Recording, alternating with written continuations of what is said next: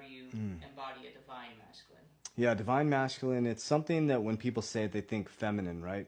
But within every single man, you have divine feminine and divine masculine. You have the sun, which is masculine. You have the earth, which is Gaia, which is the mother. She is the creator. The men are manifestation. You have left hemisphere of the brain is more like men, right? Building, manifesting. And then you have the right hemisphere of the brain, which is female, like Gaia, which bring things to life. And so it's really important to understand the balance between divine feminine and divine masculine. A man cannot be truly divine masculine without divine feminine. The two become one. And so what we're seeing within society, in my humble opinion, is there's a lot of push towards toxic masculinity. And what does that look like? It looks like showing off your cars, your houses, your watches, multiple women, and thinking this conquer mentality over the divine feminine is the way to live when it's actually completely out of a balance. And it's not the way that a man should be living.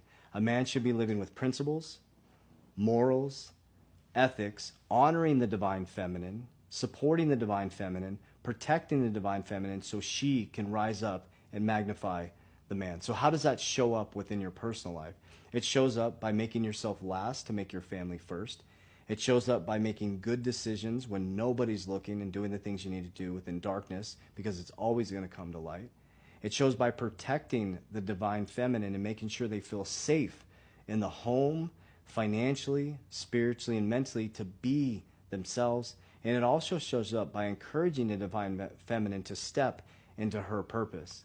I think there's a huge disjustice by sheltering or stopping the divine feminine from fully embodying her purpose. Because if you show safety, if you give support financially, spiritually, and mentally, she can fully embody her divine feminine. And if you understand divine masculine, when you have a divine feminine woman that has your back, you'll be magnetized 10 times.